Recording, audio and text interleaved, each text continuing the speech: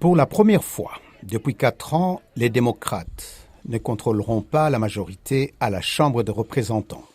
Et leur leader, Nancy Pelosi, a décidé de renoncer à un poste de leadership au Congrès. C'est avec une grande confiance en notre groupe parlementaire que je ne solliciterai pas la réélection à la tête du Parti démocrate sous la prochaine législature. Madame Pelosi cédera la place à des démocrates plus jeunes pour diriger son parti qui devient la minorité à la Chambre. Le député républicain Kevin McCarthy est un candidat de son parti pour le poste de président de la Chambre. Je suis fier d'annoncer que l'ère du régime du parti unique sous le Parti démocrate à Washington est révolue. Washington dispose maintenant d'un système de contrôle et d'équilibre des pouvoirs.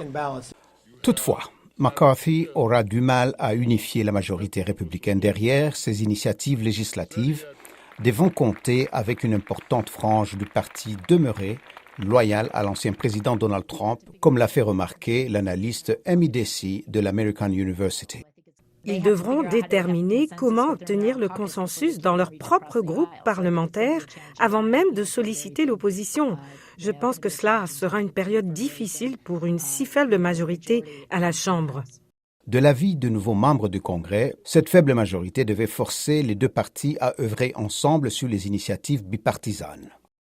Les gens sont fatigués de l'extrémisme de gauche comme de droite et ils veulent des législateurs disposés à œuvrer l'autre camp pour faire ce qui est juste. Toute proposition de loi devra passer par le Sénat sous la majorité démocrate toujours dirigée par Chuck Schumer. J'ai un plaidoyer et des conseils pour les républicains. Et si vous adoptez MAGA, vous allez continuer de perdre. Vous perdrez plus. Miser sur MAGA n'a pas marché en 2018, en 2020 ou en 2022. Nous vous invitons à travailler avec nous sur une base bipartite. Pour rappel, MAGA Make America Great Again était la promesse de campagne de l'ancien président Donald Trump de rendre l'Amérique sa grandeur d'antan. Le sénateur Mitch McConnell a pu conserver la tête de la minorité républicaine au Sénat.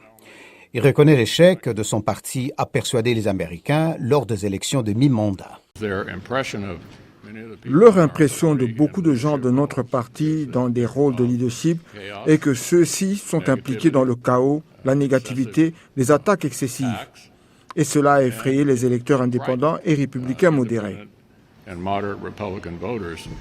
Avec un Congrès divisé pour les 2 prochaines années, les chances du président Joe Biden de faire adopter une initiative législative majeure paraissent bien minces.